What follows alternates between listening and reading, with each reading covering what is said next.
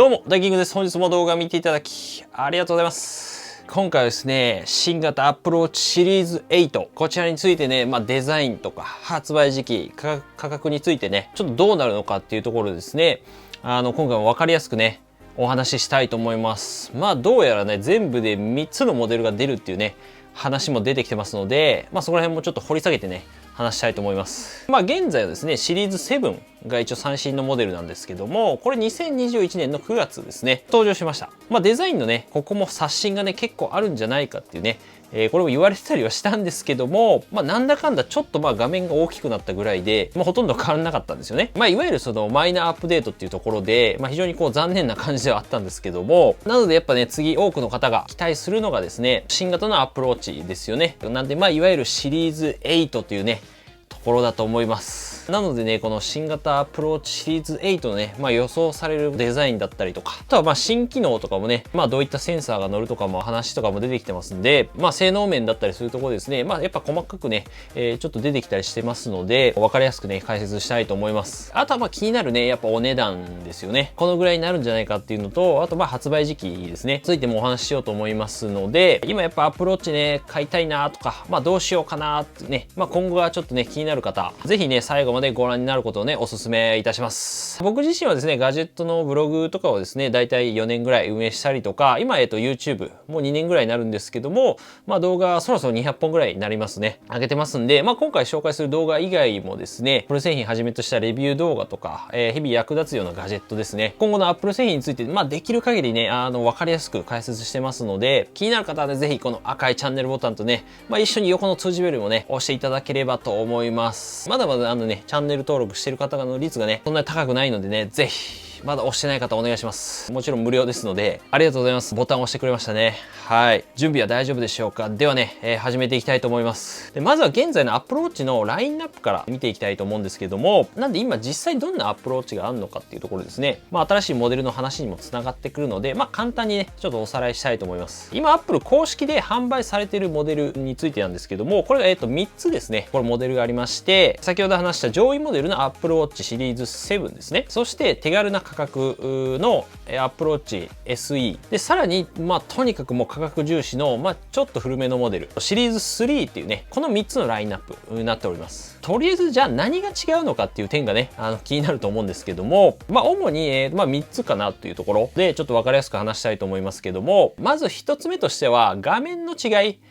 ですね。特にシリーズ7に関しては最初話したようにですね、画面が大きいので見やすいですね。なんで使いやすさっていう面では、シリーズ7あると思います。例えば Apple Watch のさっき言った SE のモデルですね。基本的にはなんで Apple Watch シリーズ4以降のもの、4、5、6ですね。と比べて、画面の大きさが約 20%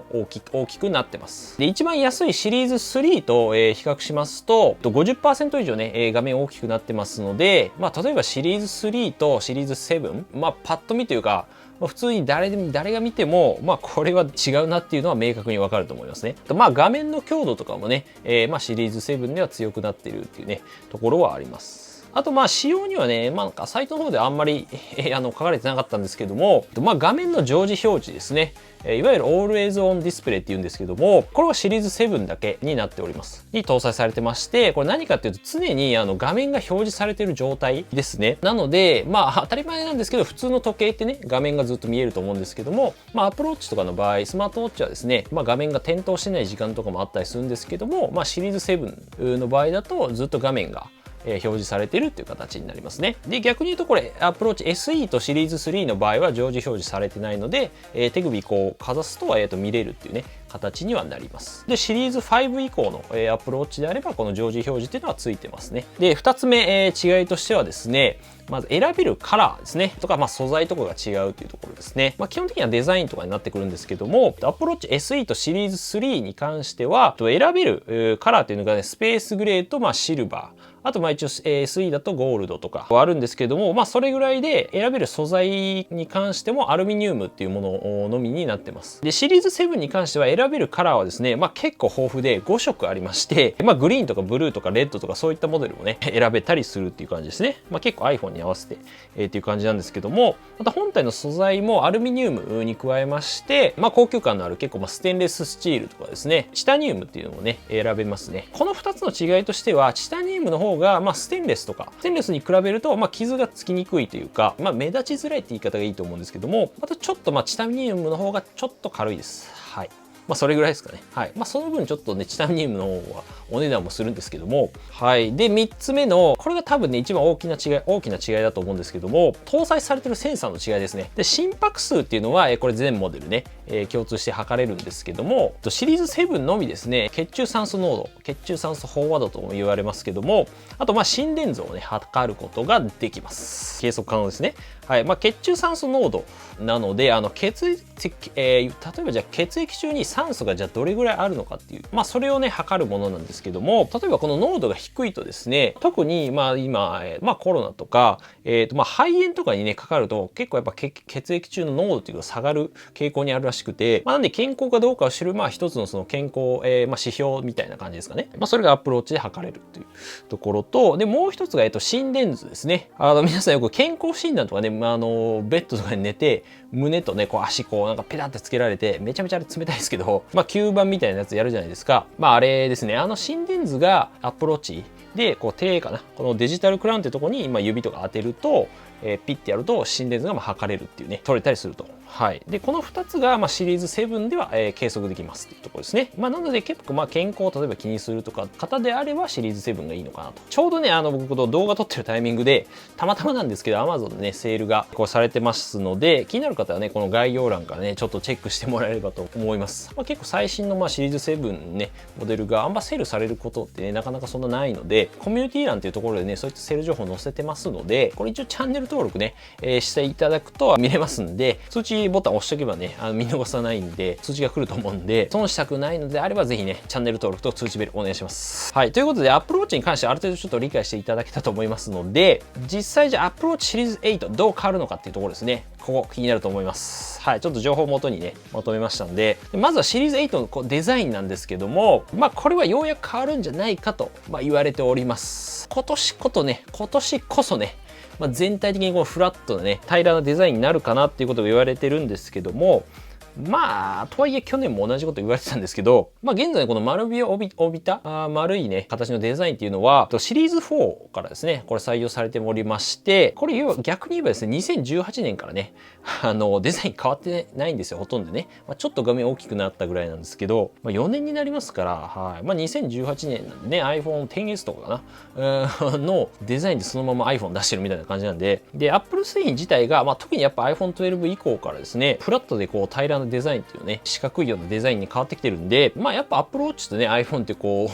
合わせて使うものなんで、デザインも似たようになるっていうのがね、っていうところからいろんな画像が出てきてるわけなんですけども、やっぱフラットデザインの方が、設計とかはですね、実際作るのも今の丸いデザインよりも、簡素化されるというか、おそらく簡単に作れたりするのと、コスト面とかのところですね。あと中身とかもやっぱ綺麗に収まるので、バッテリーとかもね、詰めやすくなるんじゃないかなと思うんですよね。そう考えると理にかなってるというかね、はい。そういったところで iPhone 12とかも、12以降ね、そういった形も採用しているのかなと。iPad とか Mac とか含めてなんですけど、で、iPhone 14にですね、やっぱパープルモデルのね、なんかカラーが出る噂があるところもあって、パープルモデルね、この予想画像がね、あったんですけども、これとか結構いい感じですよね。フラットになって、なるとですね、やっぱりiPhone とか iPad とより共通性というか一体感がなんか高まる感じで、より一緒に持ちたいなっていう風なね、感じになりそうですけどね。ただやっぱシリーズ7で画面が大きくなって、デザインが変わったっていうのもあって、じゃあそれをね、1年でじゃあ変えるかっていうと、どうなのかなっていうところもあるんで、正直そのままのデザインの可能性もね、全然あり得るかなっていう、センサーだけの搭載とかもあるかもしれないんで、はい、どうですかね、皆さんどう思いますか？ぜひね、どうなるかっていうところをコメント気軽にいただければと思います。で、あとはこの気になる機能面についてなんですけれども、シリーズ8で変わりそうな部分。で、さっきお話ししたちょっと新しい健康系のセンサーっていうのがね、噂されております。何かっていうと、それが一応体温測定ですね、温度の計測なんですけども、まあ、投資家に近いですね、ミンチーコーさんという方によると、まあ、シリーズ7で一応体温測定というのをね、計画してたみたいなんですけど、まあ、ちょっといろんなね、技術的な問題とかで、まあ、断念したと。まあ、間に合わなかったっていうところで、Apple Watch で一応、まあ、その体温を測るね、まあ、問題点、課題としては、まあどうやらなんか皮膚のやっぱ表面でね、こうつけた状態で測るんで、どうしてもやっぱ周りのね、環境とかに影響されると。まあ周りがやっぱ風が吹いてたりとか、周りが寒かったりしたら、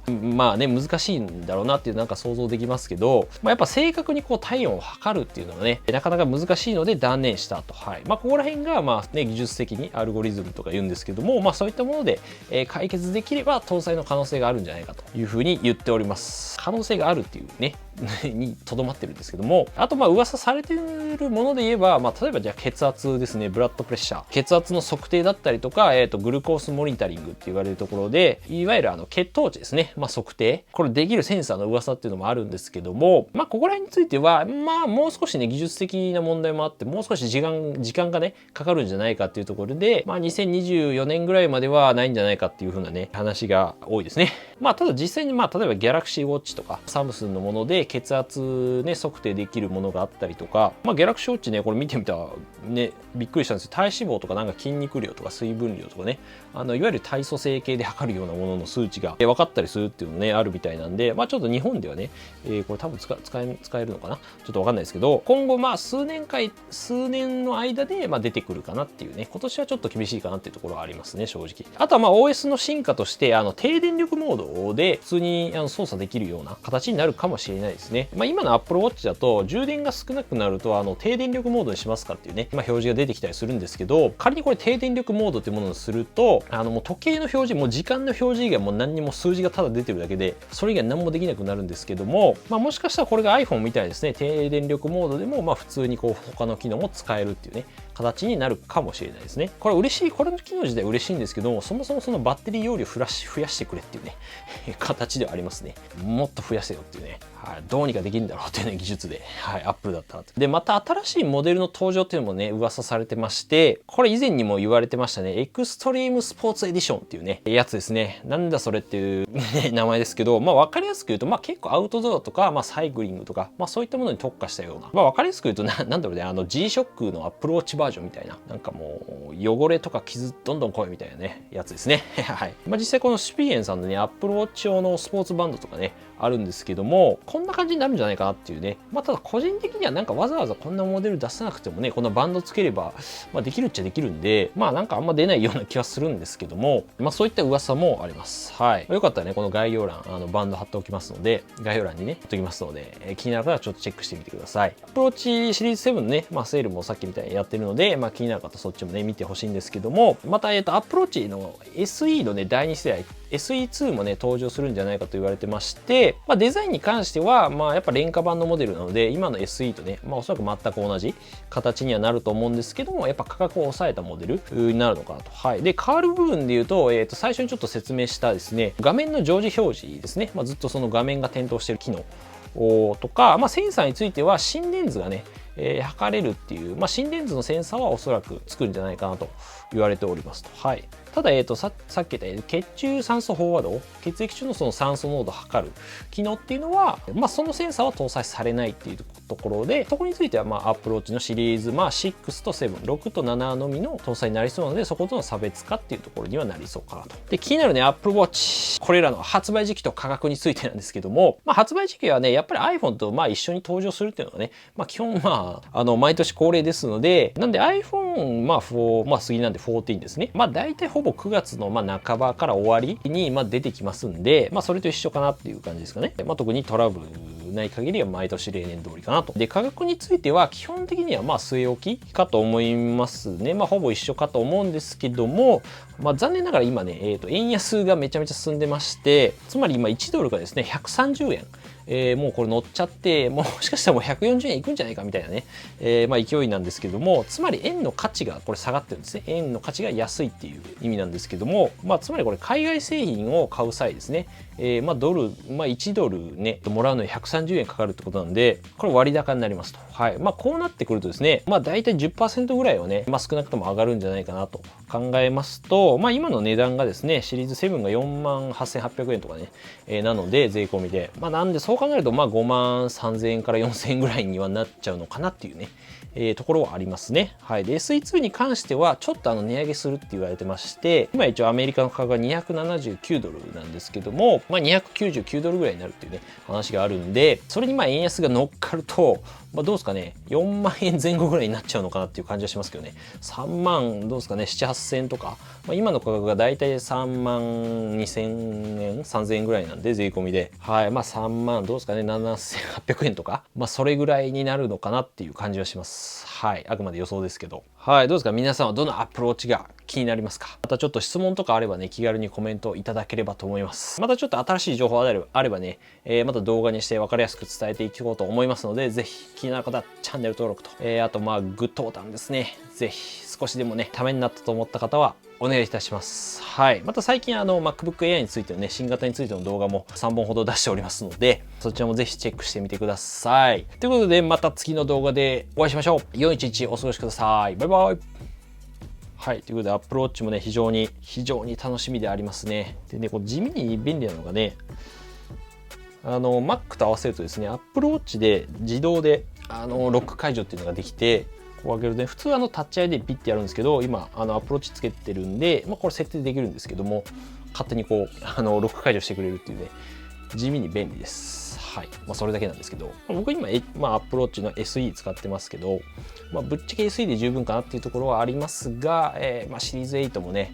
まあ、シリーズ8出たらちょっと買おうかなと思ってるんで、レビューもね、していきたいと思います。どんどんね、Mac も楽しみだけどね。はい。ということで、ちょっと、